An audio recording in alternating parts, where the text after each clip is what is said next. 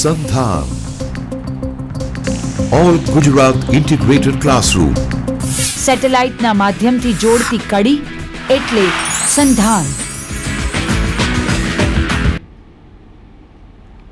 મિત્રો, મારું નામ અરુણા પંડ્યા છે. હું સેન્ટ ઝેવિયર્સ કોલેજમાં લેક્ચરર છું. આજે આપણે શ્રેણિક વિશે થોડી માહિતી મેળવીશું. તો પહેલાં આપણે જોઈએ કે શ્રેણિક એટલે શું, એની ડેફિનેશન શું છે. શ્રેણિક એ બીજું કંઈ નહીં પણ સંખ્યાઓની હાર અને સ્તંભમાં કરવામાં આવતી એક પ્રકારની ગોઠવણી છે.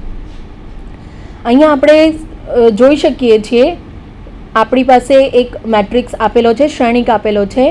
ત્યાં A11 એનો અર્થ એવો થાય છે કે પહેલી હાર પહેલો સ્તંભ. A12 એનો અર્થ એવો થાય છે કે પહેલી હાર બીજો સ્તંભ. A13 નો અર્થ થાય છે પહેલી હાર ત્રીજો સ્તંભ. આ A11, A12, A13 આ બધું શું છે તો કે ભાઈ એ મેટ્રિક્સના ઘટકો છે. A11 એટલે પહેલી હાર પહેલા સ્તંભનો ઘટક. A12 નો અર્થ થાય છે પહેલી હાર બીજા સ્તંભનો ઘટક. A13 નો અર્થ થાય છે પહેલી હાર ત્રીજા સ્તંભનો ઘટક. એવી જ રીતે A21 બીજી હાર પહેલા સ્તંભનો ઘટક. A22 બીજી હાર બીજા સ્તંભનો ઘટક. આ રીતે મેટ્રિક્સની સંખ્યાઓની ગોઠવણી થાય છે અને એનો ઓર્ડર નક્કી કરવામાં આવે છે. આપણે જોઈએ તો આ જે ગોઠવણી છે ઘટકોની, એનો ઓર્ડર m ક્રોસ n વડે દર્શાવવામાં આવે છે. અહીંયા m/n મેટ્રિક્સ લખેલું છે. એ જ રીતે અહીંયા m હાર છે અને અહીંયા n કોલમ્સ છે. કોલમ એટલે સ્તંભ છે. તો આ રીતે એનો ઓર્ડર નક્કી કરવામાં આવે છે. આ બધા એના ઘટકો છે. A31 નો અર્થ થાય છે ત્રીજી હાર પહેલો સ્તંભ. A32 ત્રીજી હાર બીજો સ્તંભ. A33 ત્રીજી હાર ત્રીજો સ્તંભ. આ રીતે આ બધા A11 એના ઘટકો છે. હવે આપણે જોઈએ તો મેટ્રિક્સનો યુઝ ક્યાં થાય છે તો કે ભાઈ મેટ્રિક્સ એ કમ્પ્યુટર ગ્રાફિક્સ અને કમ્પ્યુટર એનિમેશનમાં ઉપયોગી બને છે. તો આ થઈ મેટ્રિક્સ વિશેની થોડી જાણકારી. હવે આપણે આગળ વધીશું. મેટ્રિક્સ એ એરેન્જમેન્ટ છે સંખ્યાઓની હાર અને સ્તંભમાં કરવામાં આવતી એક પ્રકારની ગોઠવણી છે. તો મેટ્રિક્સનો ડાયમેન્શન એટલે કે એનો ઓર્ડર કઈ રીતે નક્કી કરવામાં આવે છે તો કે ભાઈ એમાં m હાર અને n સ્તંભ આવેલા હોય છે. m હારનો અર્થ થાય છે, ઇંગ્લિશમાં અહીંયા લખ્યું છે રો, અને n કોલમ્સનો અર્થ થાય છે સ્તંભ. m હાર અને n સ્તંભમાં કરવામાં આવેલી સંખ્યાઓની ગોઠવણી, તેને આપણે મેટ્રિક્સ તરીકે ઓળખીએ છીએ. હવે આપણે મેટ્રિક્સનું એડિશનનો અર્થ થાય છે સરવાળો. હવે એ એડિશન કઈ રીતે શક્ય બને છે, બે મેટ્રિક્સ આપેલા હોય તો એનું એડિશન કઈ રીતે શક્ય બને છે એ આપણે જોવાનું છે. તો કે ભાઈ બે મેટ્રિક્સ ત્યારે જ એડ થઈ શકે જ્યારે એમને ઓર્ડર સરખા હોય, એટલે સેમ ડાયમેન્શન હોય. નંબર ઓફ રોઝ એટલે કે હારની સંખ્યા અને સ્તંભની સંખ્યા જો સરખી હોય તો અને તો જ મેટ્રિક્સનું સરવાળો શક્ય બને છે, નહીં તો શક્ય બનતો નથી. હવે એના માટેના રૂલ છે, મેટ્રિક્સને એડ કરવા માટેના રૂલ છે. તો તમે ત્યારે જ મેટ્રિક્સને એડ કરી શકો જ્યારે એમના ઓર્ડર સરખા હોય અને કોરસ્પોન્ડિંગ એલિમેન્ટ્સને આપણે એના જે એલિમેન્ટ્સ હોય એ એડ કરી અને એના દ્વારા આપણને નવો મેટ્રિક્સ મળે છે. અહીંયા આપણે મેટ્રિક્સ એડિશનનું આપેલું છે. A is equal to Aij m cross n. m cross n શું દર્શાવે છે? મેટ્રિક્સનો ઓર્ડર દર્શાવે છે. અને B is equal to Bij બીજો મેટ્રિક્સ છે, એનો પણ ઓર્ડર m ક્રોસ n છે. હવે A પ્લસ B જ્યારે આપણે કરીએ છીએ ત્યારે શું થશે? Aij આપણે પહેલાં ડિસ્કસ કર્યું એ પ્રમાણે એ બધા એલિમેન્ટ્સ છે, મેટ્રિક્સના ઘટકો છે, જેમાં m હાર અને n સ્તંભનો સમાવેશ થયેલો છે. ત્યારબાદ Bij એ પણ આઈએથ રો અને જેથ કોલમનો સરવાળો થઈને મૂકવામાં આવેલું છે, એનો પણ ઓર્ડર m ક્રોસ n છે. એનો અર્થ એવો થાય કે m ક્રોસ n એ પહેલા મેટ્રિક્સનો ઓર્ડર છે, બીજા મેટ્રિક્સનો પણ ઓર્ડર m ક્રોસ n છે. બંને સરખા હોવાથી જ આપણે મેટ્રિક્સનું એડિશન શક્ય બને છે. તો aij પ્લસ bij આપણે કરી શકીએ છીએ, જ્યાં આ m ક્રોસ n એ એનો ઓર્ડર દર્શાવતું હોય છે. હવે એક એક્ઝામ્પલ દ્વારા, એક ઉદાહરણ દ્વારા આપણે આ મેટ્રિક્સને સમજવાની કોશિશ કરીએ. તો અહીંયા આગળ આપણને આપેલું છે -1 2 0 1 પ્લસ 1 3 -1 2 ઇક્વલ ટુ શું થાય, એનું એડિશન કઈ રીતે પોસિબલ બને. તો પહેલો આપણે જોઈએ કે આ મેટ્રિક્સ કેટલો ઓર્ડર છે એનો. તો કે ભાઈ એમાં બે હાર છે, આ પહેલી હાર કહેવાય અને આ બીજી હાર કહેવાય, અને બે સ્તંભ આવેલા છે. આ પહેલો સ્તંભ -1 0 અને બીજો સ્તંભ 2 1 પ્લસ આ પહેલી હાર એટલે 1 3, પહેલો સ્તંભ બીજી હાર એટલે -1 2, ત્યાર પછી પહેલો સ્તંભ એટલે 1 -1 અને બીજો સ્તંભ એટલે 3 2. હવે આનો ઓર્ડર છે 2 ક્રોસ 2. કેમ? કારણ કે આપણી પાસે બે હાર અને બે સ્તંભ આવેલા છે. એ જ રીતે બીજો જે મેટ્રિક્સ છે એ પણ 2x2નો છે. એનો અર્થ થાય છે કે એમાં પણ બે હાર અને બે સ્તંભ આવેલા છે. તો હવે આપણે એને એડ કરવાના છે. તો એડ કરતી વખતે આપણે શું ધ્યાનમાં રાખીશું? તો કે ભાઈ -1 છે એ આ +1 સાથે, એટલે કોરસ્પોન્ડિંગ એલિમેન્ટ જે પ્લેસ પર આવેલા હોય એ જ પ્લેસના એલિમેન્ટને આપણે એડ કરવાના રહેશે. તો -1 + 1, એ જ રીતે 2 + 3, એ જ રીતે 0 -1, એ જ રીતે 1 + 2. તો આપણે એડ કરીએ આ એલિમેન્ટ્સ. આપણે અહીંયા ઓલરેડી એક્ઝામ્પલમાં આપેલું છે, ઉદાહરણમાં, કે -1 + 1 2 + 3 0 -1 1 + 2. એનો અર્થ એવો થાય, હવે સરવાળો કરીએ તો -1 + 1 શું થાય? 0. એ જ રીતે 2 + 3 5 થાય, 0 -1 -1 થાય, 1 + 2 3 થાય. આ રીતે મેટ્રિક્સનો સરવાળો શક્ય બનતો હોય છે.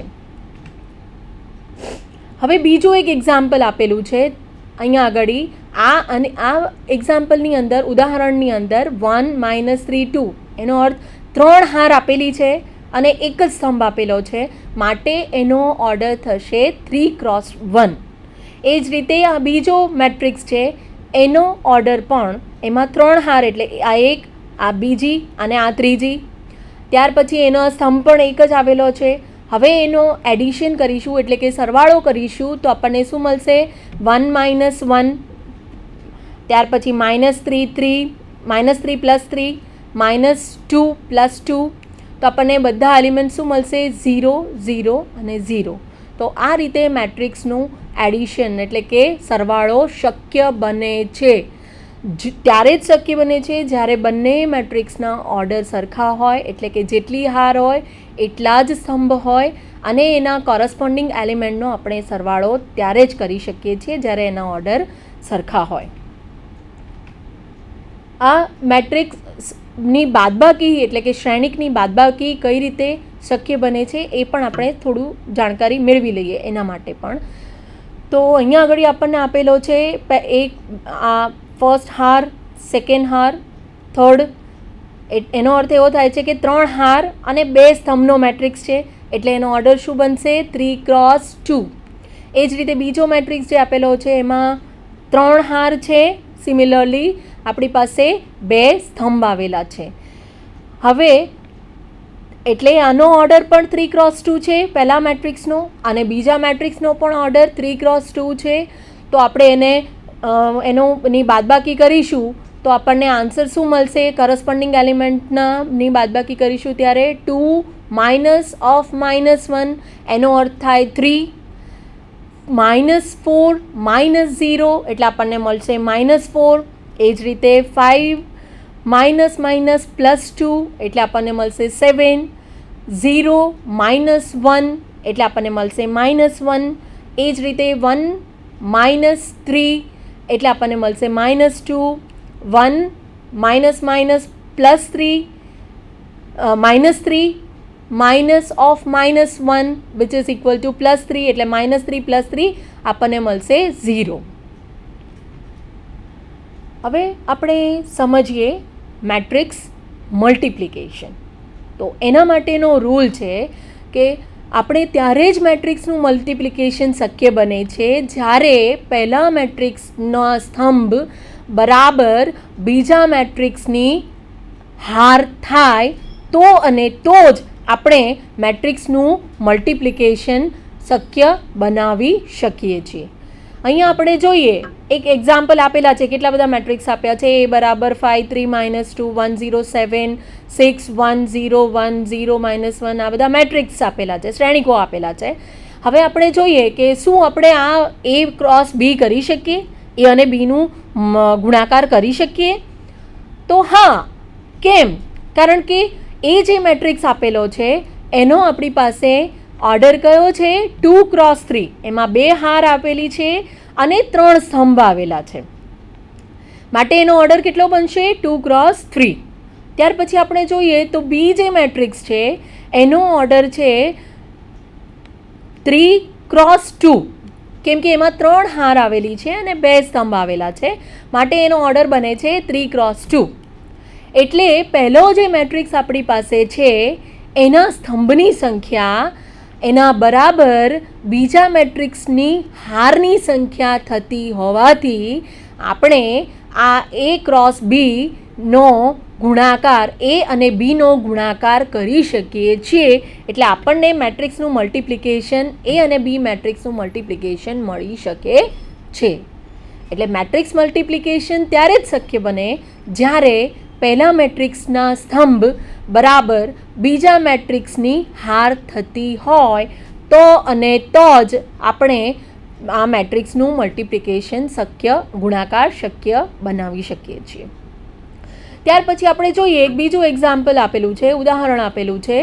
તો શું આપણે ડી અને એનો ગુણાકાર શક્ય બનાવી શકીએ? તો અહીંયા આગળ આપણે લખ્યું છે કે નો, ના થાય. કેમ?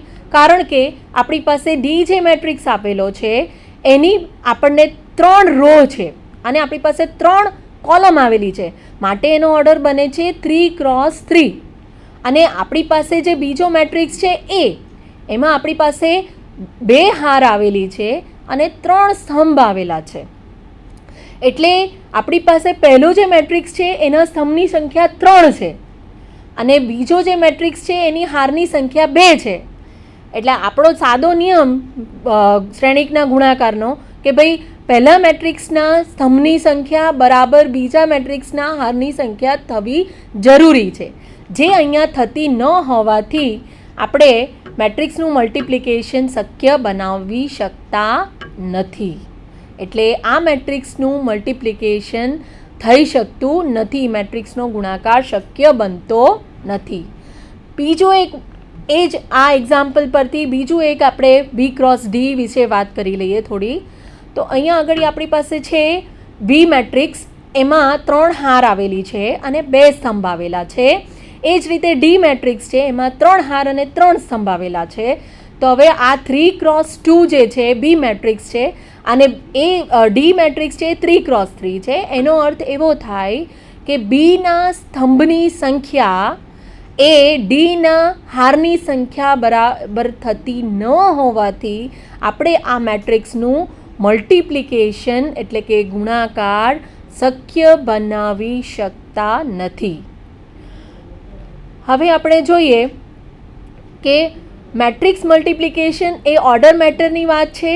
બીજી વાત તો મેટ્રિક્સ મલ્ટિપ્લિકેશનમાં પહેલા મેટ્રિક્સનો કોલમ, આપણે જે પહેલાં વાત કરીએ એ પ્રમાણે કોલમની સંખ્યા અને રોની સંખ્યા બરાબર થવી જોઈએ, તો અને તો જ આપણે બંને મેટ્રિક્સનો ગુણાકાર શક્ય બનાવી શકીએ છીએ. હવે આપણે આ ઉદાહરણ આપેલું છે આપણને, આ 2 3 5 -5 6 9 7 અને બીજું એક મેટ્રિક્સ આપેલો છે બી મેટ્રિક્સ, એના બરાબર છે 1 -2 0 3 4 -5. હવે આનો ઓર્ડર છે, આપણી પાસે 3 રો છે અને આપણી પાસે 2 સ્તંભ છે, એટલે કે 3 હાર અને 2 સ્તંભનો મેટ્રિક્સ છે. એટલે એનો ઓર્ડર થશે 3 × 2. અને બીજો જે મેટ્રિક્સ છે એનો ઓર્ડર છે 2 × 3. એનો અર્થ એવો થાય કે આ મેટ્રિક્સનો ગુણાકાર શક્ય બનશે, કારણ કે પહેલા મેટ્રિક્સના સ્તંભની સંખ્યા બરાબર બીજા મેટ્રિક્સની હારની સંખ્યા થતી હોવાથી આ મેટ્રિક્સ મલ્ટિપ્લિકેશન એટલે કે મેટ્રિક્સ ગુણાકાર શક્ય બનશે. હવે આપણે જોઈએ એ પ્રમાણે તો આપણી પાસે અહીંયા છે આપણી પાસે ફર્સ્ટ રોનો ફર્સ્ટ કોલમ આપણી પાસે આ સર્કલ વડે દર્શાવ્યું છે 2 3 એ પહેલા મેટ્રિક્સની પહેલી હાર છે. એ જ પ્રમાણે આ સર્કલ દર્શાવ્યું છે 1 3. એટલે એનો અર્થ થાય કે આપણે જ્યારે મેટ્રિક્સ મલ્ટિપ્લિકેશન કરતા હોઈએ શ્રેણિકોનો ગુણાકાર કરતા હોઈએ ત્યારે એના કરસ્પોન્ડિંગ હાર અને સ્તંભ એટલે પહેલા મેટ્રિક્સની હાર આ 2 3 છે અને બીજા મેટ્રિક્સનો સ્તંભ 1 3 એટલે આ 2 મલ્ટીપ્લાય બાય 1 એટલે કે 2 ગુણ્યા 1 વત્તા 3 ગુણ્યા 3 એ રીતે આપણું આખું મેટ્રિક્સ મલ્ટિપ્લિકેશન કરવાનું રહેશે. તો આ જે 2 ક્રોસ 1 છે એનો ગુણાકાર થશે 2 1 2 એટલે 2 વત્તા 3 ક્રોસ 3 એટલે 9 બરાબર આપણને શું મળશે 11. એ જ રીતે પહેલી હાર કોન્સ્ટન્ટ રાખવાની છે આપણે અને બીજો સ્તંભ લેવાનો છે એટલે -2 4 લેવાનું છે. એટલે પહેલી હાર કોન્સ્ટન્ટ રાખી અને -2 4નો ગુણાકાર કરીશું. ત્યાર પછી પહેલી હાર કોન્સ્ટન્ટ રાખી અને 0 અને -5નો ગુણાકાર કરી અને એનો સરવાળો કરીશું તો આપણને એક મેટ્રિક્સ મળશે. ત્યાર પછી એક આખી રો મળશે. હવે આ -5 મલ્ટીપ્લાય બાય 1 એટલે બીજી હાર લેવાની છે અને પહેલો સ્તંભ લેવાનો છે. એ જ રીતે બીજી હાર લેવાની છે અને બીજો સ્તંભ લેવાનો છે. એ જ રીતે બીજી હાર લેવાની છે અને ત્રીજો સ્તંભ લેવાનો છે. એ જ રીતે આપણે 9 -7 એટલે કે ત્રીજી હાર પહેલો સ્તંભ, ત્રીજી હાર બીજો સ્તંભ, ત્રીજી હાર ત્રીજો સ્તંભ એ રીતે કોરસ્પોન્ડિંગ એલિમેન્ટ જે પ્રમાણે અહીંયા દર્શાવ્યું